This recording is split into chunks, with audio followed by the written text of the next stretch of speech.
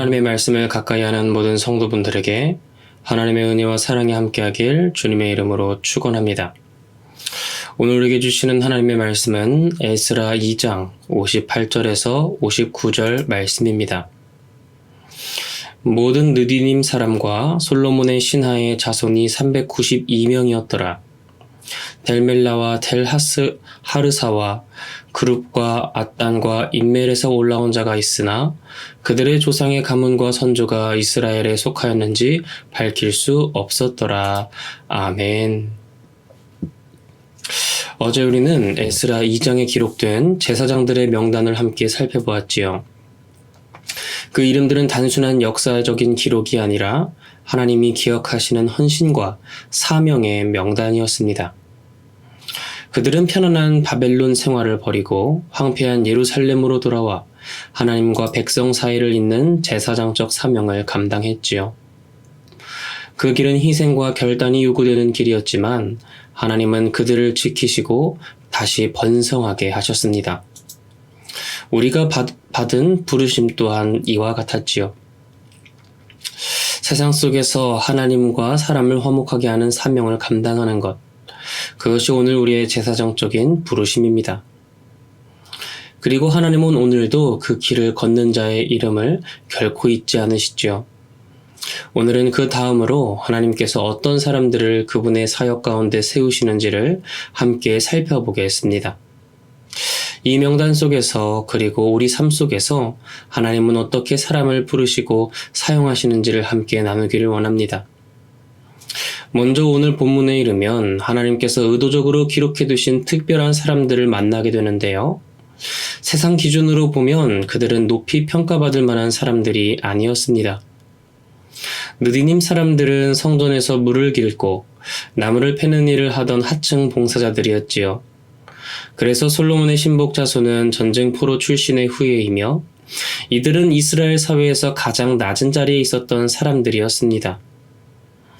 그런데 놀랍게도 이들이 자신들이 힘들게 얻은 자유를 포기하고 귀환의 길에 오른 겁니다. 편안하게 머무를 수 있었던 페르시아 땅을 떠나 황폐한 예루살렘으로 돌아가는 고된 여정을 택했다는 것입니다. 왜 그랬을까요?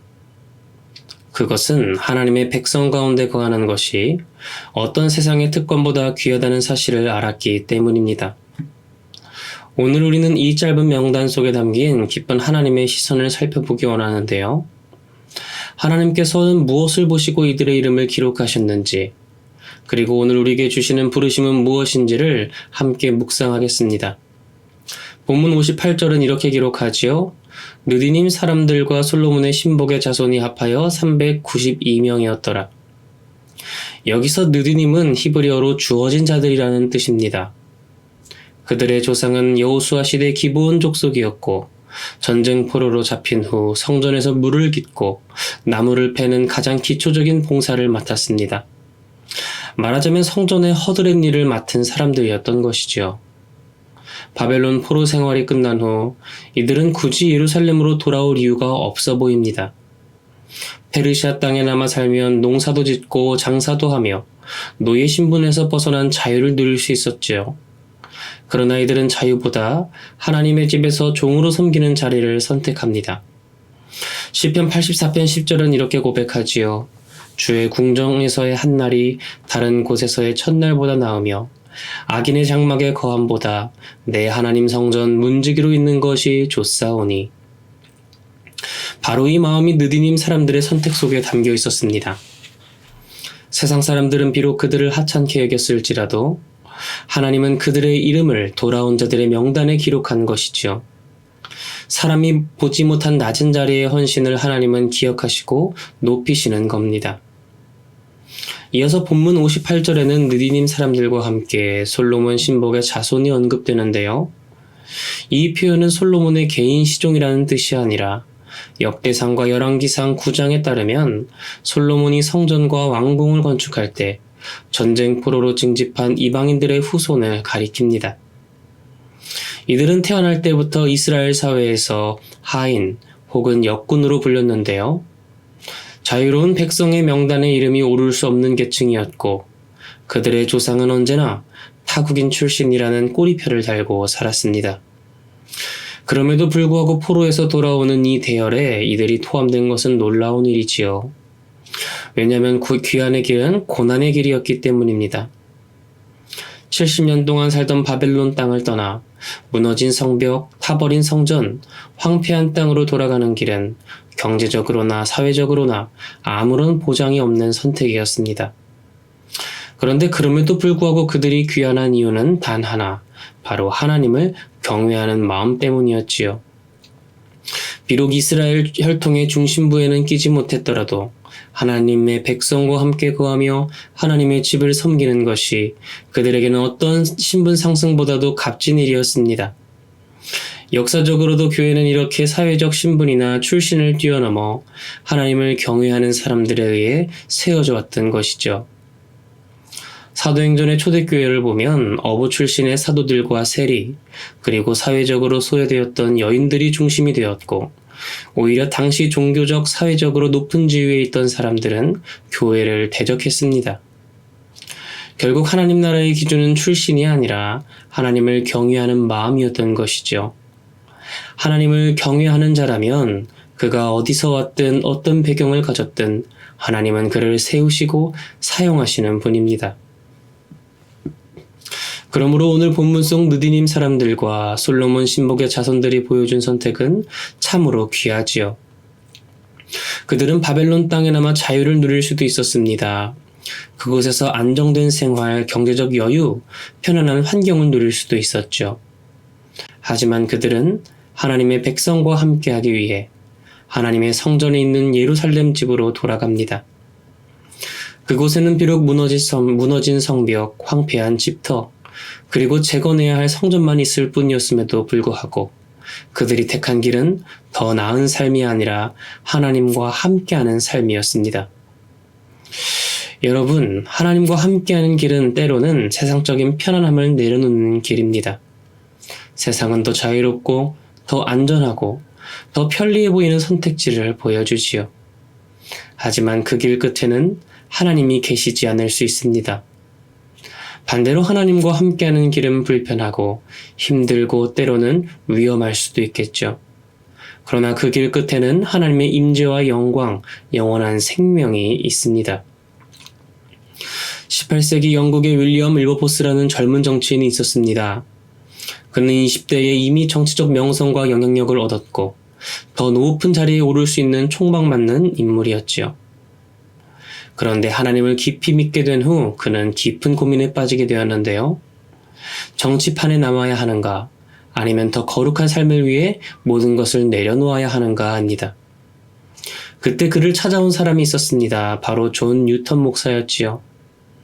그는 과거에 노예선 선장이었지만 주님을 만나 회개한 뒤 Amazing Grace, 나 같은 죄인 살리신 이 유명한 찬송가를 작곡하고 목회자가 된 사람입니다.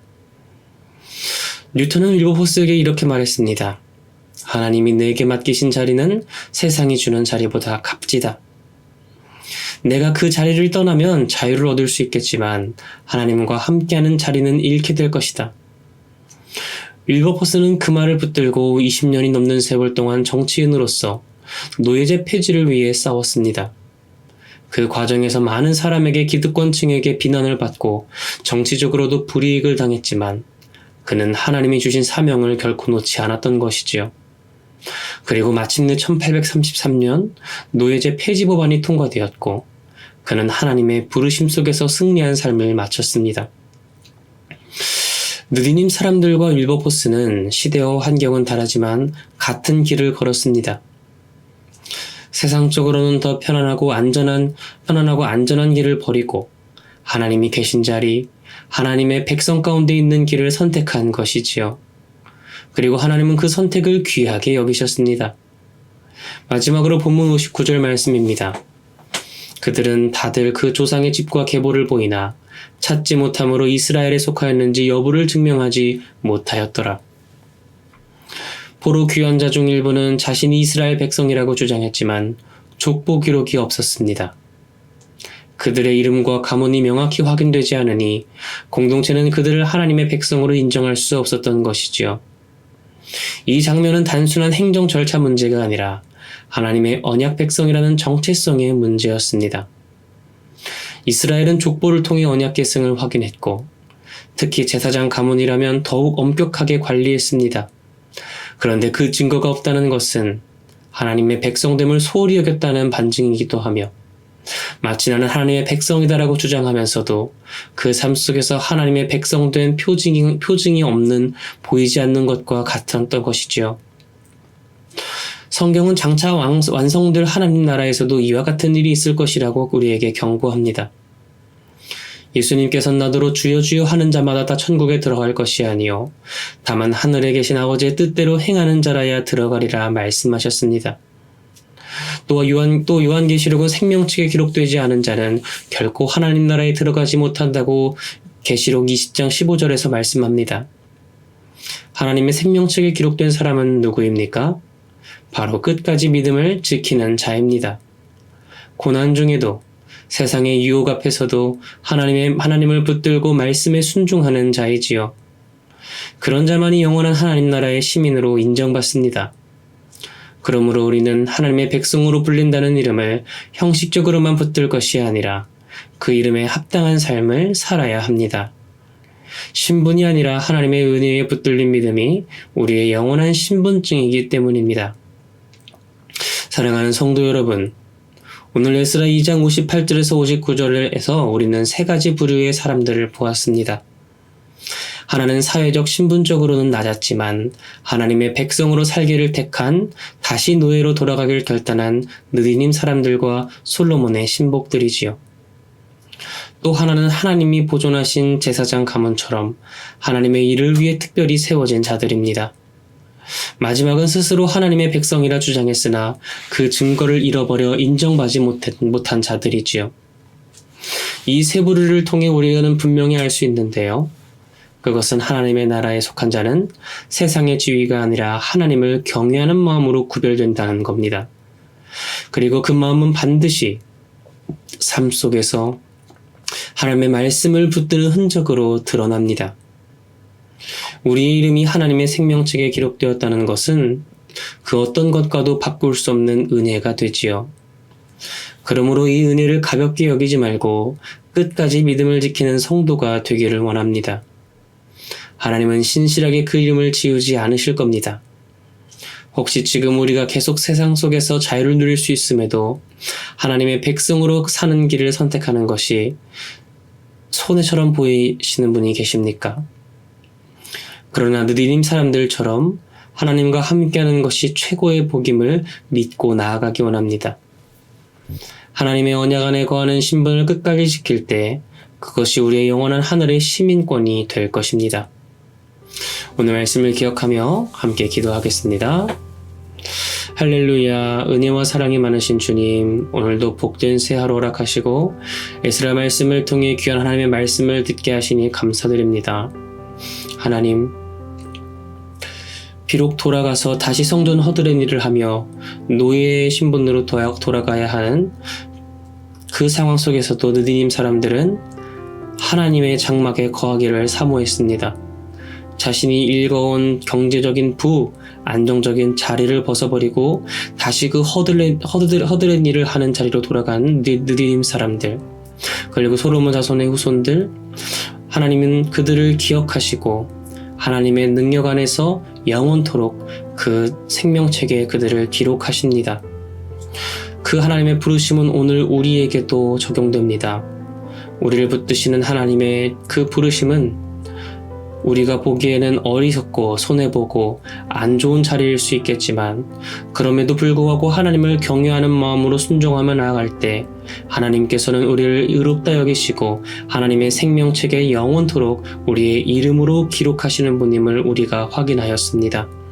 그것이 우리 삶의 유일한 목적이요 기쁨이 되게 하시며 하나님께 기록되는 것이, 하나님께 기억되는 것이 우리 삶의 영원한 영광 되게 하여 주시옵소서. 그리고 그것이 우리의 영원한 하늘의 시민권이 될 줄 믿습니다. 날마다 주께 가까이 나아가길 원하오니 화평의 모든 성도들이 이 세상의 기준이 아닌 하나님 나라의 기준으로 말씀을 기준으로 손해볼지라도 하나님을 택하며 나아가는 귀한 선택받은 백성, 하나님의 백성들 될 수 있도록 그리하여서 하나님께 기억될 수 있도록 인도하여 주시옵소서. 날마다 주께 가까이 나아갑니다. 감사드리며 이 모든 것 살아계신 예수 그리스도의 이름으로 기도드립니다. 아멘.